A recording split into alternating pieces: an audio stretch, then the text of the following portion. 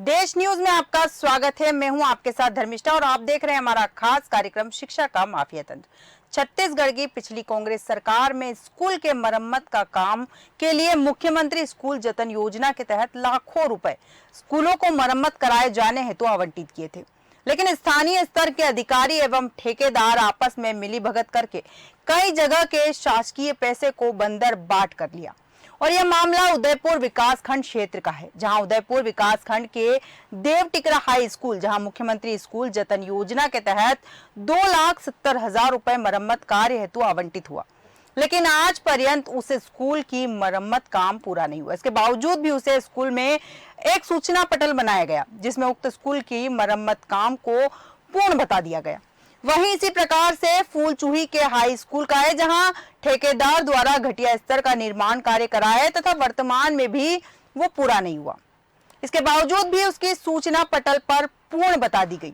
सबसे बड़ी बात यह है कि इस स्कूल में जिस समय निर्माण कार्य को पूर्ण सूचना पोर्टल के माध्यम से दिखाया जा रहा था, उस समय निर्माण कार्य तक भी प्रारंभ नहीं किया गया। इस प्रकार की लापरवाही एवं इस प्रकार की स्थिति को देखते हुए ऐसा कहा जा सकता है और समझा भी जा सकता है कि मुख्यमंत्री स्कूल जतन योजना के तहत शासन द्वारा जारी पैसे की बंदरबाट करने में अधिकारी एवं ठेकेदार लगे हुए हैं, जहां बिना निर्माण कार्य ही सूचना पोर्टल पर पूर्ण बता दिए गए। नहीं, अभी कंप्लीट तो खैर नहीं हो पाया है। तो पानी की वजह से जो है कुछ काम अधूरा करके छोड़ गया, जो है ठेकेदार के जो मुंशी वगैरह थे, और बीच पानी के बोले थे लेके आ नहीं पाए हैं। जैसे सामने बोर्ड लिखा हुआ है उसमें पुड़ता का, ये देखिए पोता को बोल उसको बोला तो बोला सही, इससे कोई फर्क नहीं पड़ता है, जब तक हम प्रचारक जो है उसको लिख के नहीं देगा पोता प्लाट पर, वो मान्य नहीं हो पाएगा। हमने उसको मना भी किया तो बोला इससे कोई आपको फर्क नहीं पड़ेगा। अभी कार्य तो जितना किया है वो ठीक किया है, जो कार्य बचा हुआ है और उसके विषय में तो आप कह नहीं सकते हैं कैसे होगा, है ना। बाकी जो कार्य किया आप खुद देख रहे हैं, आप जो लगा हुआ टाइल्स वगैरह सही दिख रहा है। ऊपर का जो छत का जो मरम्मत किया है वो बीच से पानी गिर रहा है, किनारे से पानी गिरा है। कल हमने बात किया आपके इंजीनियर साहब से भी, तो एक बार अभी आके शायद बोले हैं, देख लूंगा मैं, और बाकी बीच में कोई दिक्कत नहीं आ रहा। हमारे साथ इस विषय पर विस्तृत जानकारी के लिए हमारे संवाददाता महेंद्र सिंह जुड़ चुके हैं। महेंद्र जी, जैसा कि हम बात करें कि स्कूल का मामला है उदयपुर विकासखंड क्षेत्र का, और यहाँ पर बंदरबाट की गई है पैसों की। पैसे आए हैं स्कूल की मरम्मत के लिए, लेकिन स्कूल की मरम्मत नहीं हुई है। और क्या क्या खामियां हैं यहाँ पर? जी, आपको बता दूं कि ये पूरा मामला उदयपुर विकासखंड के देवटिकरा हाई स्कूल का है जी, जहां मुख्यमंत्री स्कूल जतन योजना के तहत 2,70,000 रुपए मरम्मत कार्य को आवंटन किए गए जी। इसमें सूचना पटल पर दर्शा दिया गया है, लेकिन मरम्मत का कार्य पूरा नहीं हो पाया। वहीं छत्तीसगढ़ के पिछली कांग्रेस सरकार में स्कूल के मरम्मत कार्य को मुख्यमंत्री स्कूल जतन योजना के तहत लाखों रुपए मरम्मत कराए गए और आवंटन किया गया, लेकिन स्थानीय स्तर पर अगर देखा जाए तो अधिकारी ठेकेदार आपस में मिलीभगत कर शासकीय पैसे का बंटवारा किया जा रहा है। बिल्कुल बिल्कुल महेंद्र जी, सही कहा आपने कि अधिकारियों ने बंदरबाट कर लिया। स्कूल का और मामला यहाँ पर है जहाँ पर निर्माण तो किया गया है, लेकिन जो मटेरियल इस्तेमाल किया गया है निर्माण के तहत वो काफी निम्न क्वालिटी का है। जी, उदयपुर विकासखंड के एक फूलचूही हाई स्कूल है, जहाँ ठेकेदार द्वारा घटिया स्तर का निर्माण कराया गया था और वर्तमान में पूर्ण नहीं हो गया है। इसके बावजूद भी उसकी सूचना पटल पर पूर्ण बता दिया गया है। और सबसे बड़ी बात यह है कि स्कूल में जिस समय निर्माण कार्य को पूर्ण सूचना पटल के माध्यम से दिखाया जा रहा था, तो उसी समय निर्माण कार्य प्रारंभ भी नहीं किया गया था। तो इस प्रकार की लापरवाही और इस प्रकार की स्थिति को देखते हुए ऐसा समझा जा सकता है कि मुख्यमंत्री स्कूल जतन योजना के तहत शासन के पैसे का बंटवारा अधिकारियों और ठेकेदार द्वारा किया जा रहा है। बिल्कुल सही कहा आपने कि अधिकारियों द्वारा शासन के, सरकार के जो पैसे हैं जो स्कूल की मरम्मत के लिए आए हैं उसकी बंदरबाट की जा रही है। लेकिन यहाँ महेंद्र जी एक सवाल और बनता है कि जो जिम्मेदार अधिकारी है, पैसे आवंटित हो गए, सरकार ने पैसे दे दिए, स्कूल की मरम्मत के लिए पैसे दिए, लेकिन जो जिम्मेदार अधिकारी है वो धरातल पर उतर कर देखते नहीं है कि उस पैसे का सही इस्तेमाल हुआ है या नहीं हुआ है। कोई जांच पड़ताल करने नहीं आता। इस संबंध में मैंने आरएस विभाग में अनुभागीय अधिकारी शैलेंद्र भारती और इंजीनियर दयामणि लास्की से जब फोन के माध्यम से संपर्क करना चाहा तो उनके द्वारा किसी प्रकार का जवाब नहीं दिया गया और कॉल रिसीव नहीं किया गया। ठीक है महेंद्र जी, इस वक्त हमारे साथ अंकुर सिन्हा जी जुड़ चुके हैं, सामाजिक कार्यकर्ता। पहले मैं उनसे चर्चा करना चाहूंगी। अंकुर जी, एक स्कूल का मामला सामने आया है जहां पर स्कूल की मरम्मत के लिए पैसे आवंटित किए गए हैं, लेकिन उसके बावजूद भी उस स्कूल की मरम्मत नहीं हुई, पैसों की बंदरबाट कर ली गई। क्या लगता है, जिम्मेदार अधिकारी लापरवाह बने हुए हैं? अधिकारियों की सेब पर ही इस तरह की चीजें सामने आ रही है? सबसे पहले तो मैं इसमें ये बताऊंगा मैम, अगर कोई आम आदमी छोटा सा कुछ भी चीज कर देगा तो मुझे नहीं लगता कि इसके ऊपर कार्रवाई होने में कुछ सेकंड भी लगेंगे। बिल्कुल। तो सीधी सी बात है कि इसमें जब अधिकारियों का श्रेय रहता है तभी कोई ठेकेदार इस तरीके का कार्य कर पाता है। बिल्कुल। तो सब मिली भगत रहते हैं, सारी चीजें मिली भगत है, सबका कमीशन बंधा रहता है, इसीलिए सब चीजें हो रही है। बिल्कुल बिल्कुल सही कहा अंकुर जी आपने कि मिली भगत रहती है और सबका कमीशन रहता है, इस तरह की चीजें हो रही। लेकिन जो और इनसे बड़े अधिकारी हैं जिनका दायित्व बनता है धरातल पर उतरकर चेक करने का, साथ में जनप्रतिनिधि जो उस एरिया का जनप्रतिनिधि है, उनकी भी तो जिम्मेदारी बनती है कि हम जाके तहकीकात करें कि सरकार ने जो पैसे दिए हैं, जिस चीज के लिए दिए, अगर स्कूल की मरम्मत के लिए दिए तो वो पैसे वहां इस्तेमाल हो रहे हैं या नहीं हो रहे, उसकी जिम्मेदारी भी तो बनती है जांच करने की। मैम देखिए, मैं इसमें एक बात बताऊंगा, इससे पहले कांग्रेस की सरकार थी, है ना जी। तो कांग्रेस की सरकार थी, और अगर कांग्रेस की सरकार थी, अगर मान लीजिए कि कांग्रेस की सरकार रहता होता तो सिर्फ बीजेपी हल्ला करती, बीजेपी की सरकार में को तो कांग्रेस हल्ला करेगा। कार्रवाई की बात थी तो अगर करना चाहे तो तत्काल जो जनप्रतिनिधि है, अभी यहाँ के अंबिकापुर के विधायक जी है ना, न्यूज के माध्यम से जब ये चीजें तो पता चली गई है ना, तत्काल इसको देखते हुए कार्रवाई करवाना चाहिए। बिल्कुल बिल्कुल सही ध्यान नहीं दिया जा रहा है। बिल्कुल सही कहा आपने कि जिम्मेदार अधिकारी और जनप्रतिनिधि जो है वहां का इस मामले को उठा सकता है, उनके पास अधिकार भी है और इसकी जांच भी होनी चाहिए। साथ में एक चीज और पूछना चाहूंगी आपसे कि जैसे स्कूल का निर्माण कार्य जो अधूरा पड़ा है, बावजूद इसके वहां पर कार्य पूर्ण होने का बोर्ड लगा दिया, क्या आसपास के लोगों को भी नजर नहीं आता कि निर्माण कार्य तो अधूरा पड़ा हुआ है, बावजूद उसके काम पूरे होने का बोर्ड लगा दिया गया है? तो लापरवाही तो हो रही है, केवल जिम्मेदारी प्रशासन या फिर अधिकारियों की नहीं बनती, आम जनता की भी तो जिम्मेदारी बनती है कि जहां जहां भ्रष्टाचार हो रहा है उस आवाज को उठाना चाहिए, तभी भ्रष्टाचार कम होगा। क्या लगता है आपको? बिल्कुल, बहुत अच्छा आपने प्रश्न किया मैम। होता क्या है कि सारी चीजें सबको पता रहता है, लेकिन ये कहीं ना कहीं व्यक्ति आवाज उठाना चाहता है, लेकिन कहीं ना कहीं एक डर का भय रहता है कि अगर मैं आवाज उठाऊंगा तो कहीं मेरे साथ कोई प्रॉब्लम तो नहीं हो जाएगा, मुझे कोई दिक्कत तो नहीं हो जाएगा। इसीलिए आम जनता हमेशा समस्याओं को लेकर चुप रहता है, समस्याएं होते रहते हैं। बिल्कुल सही कहा मोहन जी, अंकुर जी आपने। मैं अभी इस वक्त महेंद्र जी आपके पास आऊंगी। महेंद्र जी, जैसे कि अंकुर जी ने कहा कि आम जनता डरती है, सच बोल नहीं पाती है, सबसे बड़ी बात है, सबसे बड़ी कमी ही है कि आम जनता बोल नहीं पाती है। डर में हम लोग जीते हैं कि अगर हम गलत के खिलाफ आवाज उठाएंगे तो हमारे ऊपर कार्रवाई हो सकती है। अगर इस तरह से डर के रहेंगे तो पूरा सिस्टम ही भ्रष्ट हो जाएगा और जो सरकार की योजना है आम जनता तक या गरीब तबके के लोगों तक पहुंचने की, वो कभी पहुंच ही नहीं पाएगी।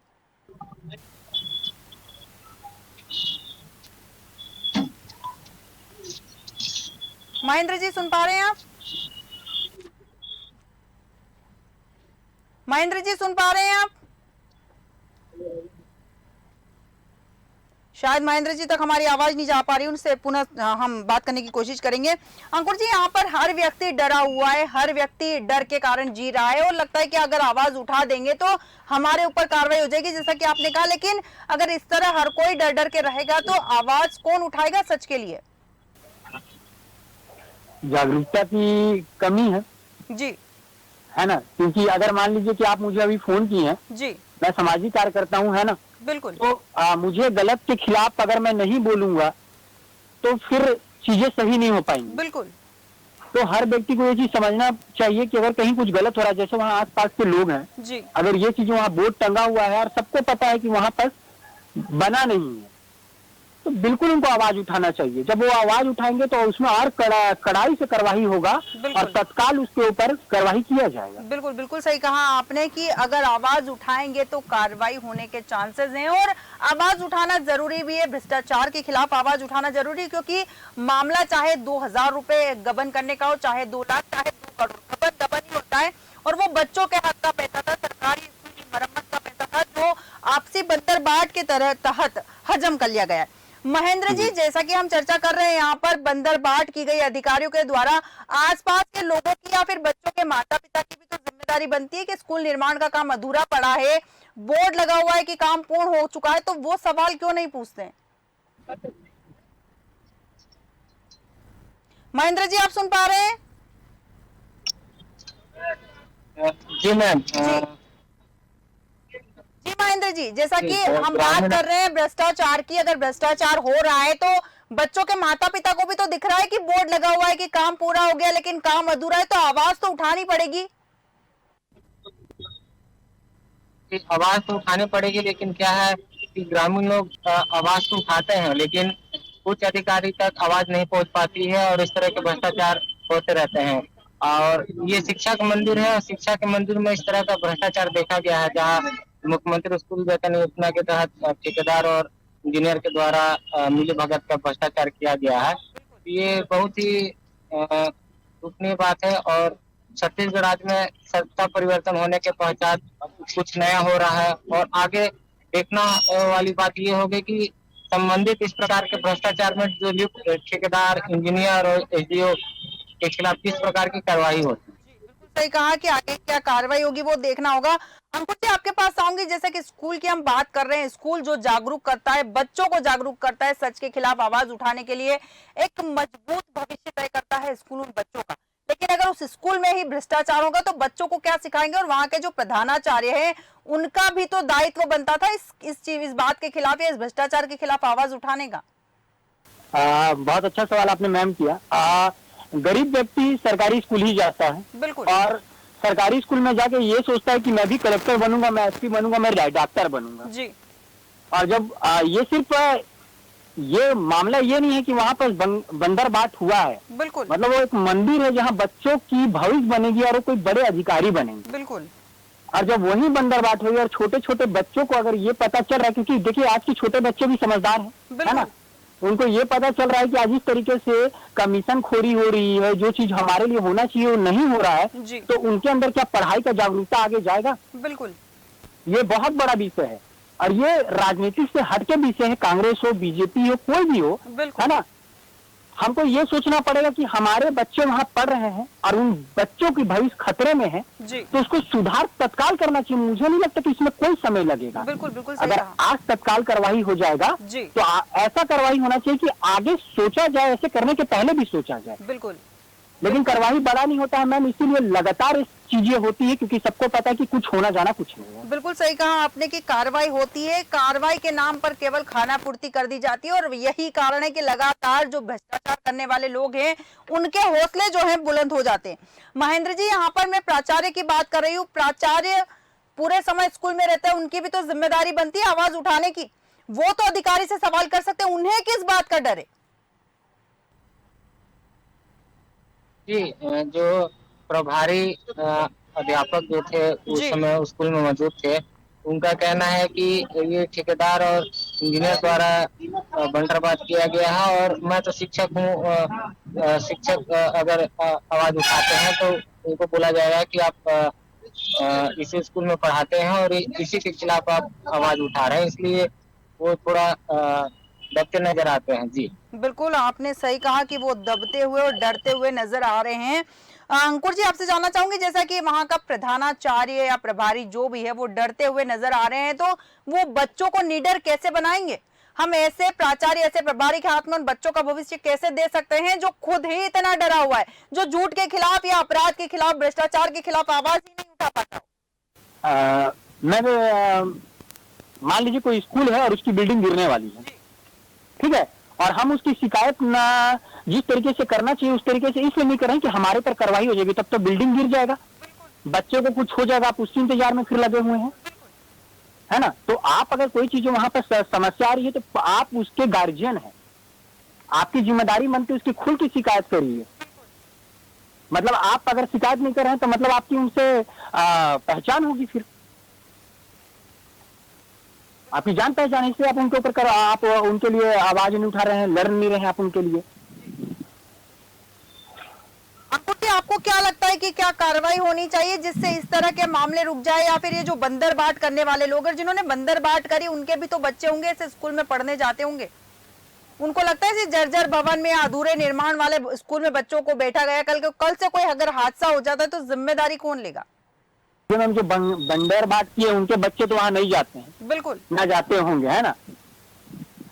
लेकिन ये जो आपने पूछा कि कार्रवाई होनी चाहिए, तो मेरा ये बोलना है कि तत्काल वहां विधायक जी खुद लखनपुर क्षेत्र के हैं, अंबिकापुर के जी, उदयपुर, है ना, लखनपुर में रहता है, तो मुझे नहीं लगता कि ज्यादा दूर है ना।